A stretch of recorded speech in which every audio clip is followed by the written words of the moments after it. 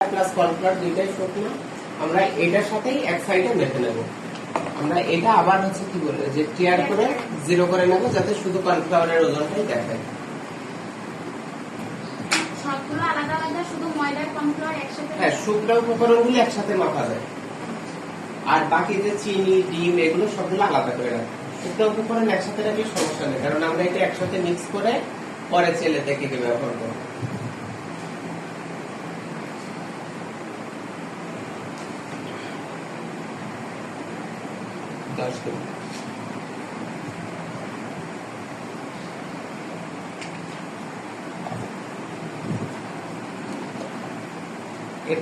এরপরে আইটেমটা দেখি।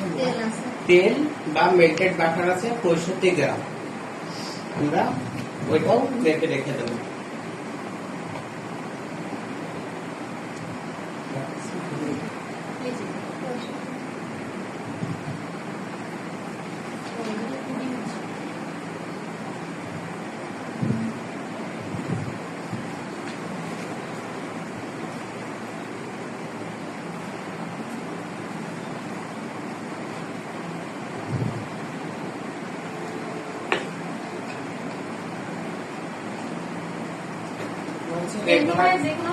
রেগুলার হ্যাঁ, রান্নার তেল যেটাই দেওয়া যাবে, তবে সাদা তেল।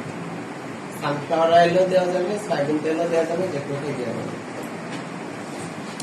আর যদি এই রেসিপিতে দেখেন মেল্টেড বাটার আছে, যদি বাটার দিয়ে করতে চান সেক্ষেত্রে বাটার মেল্ট করে নিয়ে এই যে 65 গ্রাম যেটা আছে 65 গ্রাম মেপে নিয়ে অ্যাড করলেই হয়ে যাবে। সেক্ষেত্রে এটা হয়ে যাবে যখন বাটার কম দিয়ে। এরপর আছে হচ্ছে ভ্যানিলা এসেন্স বা ভ্যানিলা পাউডার, হাফ চা চামচ।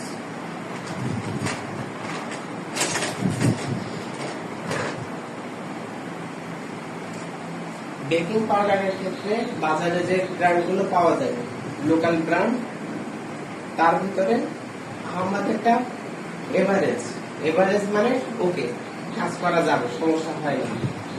আর যদি আরো ভালো কোয়ালিটিটা ব্যবহার করতে চান সেক্ষেত্রে ফস্টার ক্লার্কের যেটা পাওয়া যায় নীল কোটা, ওইটা কিনতে হবে। ফস্টার ক্লার্কেরটা হচ্ছে আরো বেস্ট।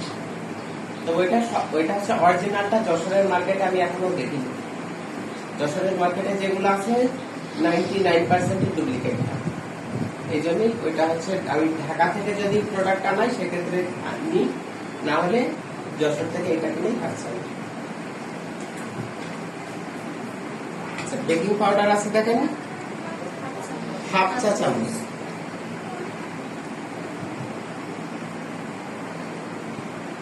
আচ্ছা, এই চামচটা হচ্ছে আমাদের মেজারমেন্ট যে সেটটা থাকে কাপ বা চামচের সবচেয়ে ছোট চামচটা। এটাতে সম্ভবত 9টা থাকে, কাপ দিয়ে চামচে সম্ভবত 9টা বা 8টা এরকম। এটা হচ্ছে সবচেয়ে ছোটটা, এটা দিয়ে আছে জাস্ট আ পিঞ্চ লেখা আছে। প্রত্যেকটা কাপে মাপ দেওয়া আছে। এটাই দেখেন 1 টিস্পুন, অর্থাৎ 1 চা চামচ। আপনাদের রেসিপি গুলো সেভাবে দেওয়া, টিস্পুন টেবিল স্পুন সবগুলো ওইভাবেই মাপ দেওয়া। এটাতে দেওয়া আছে টিবিএসপি দেওয়া আছে, অর্থাৎ টেবিল স্পুন।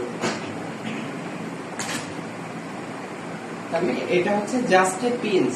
এটা পিঞ্চ ঠিক না, এটা হচ্ছে 1/4 চা চামচের মাপ।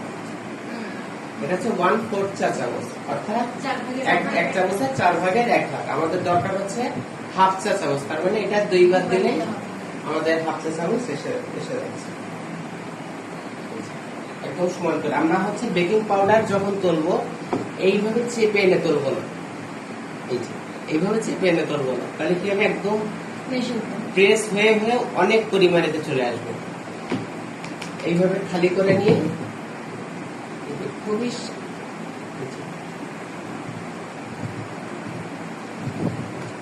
দিয়ে একটা লেবেল করে নিয়ে আমরা ব্যবহার করবো, বা আমরা এটা হাত দিয়েও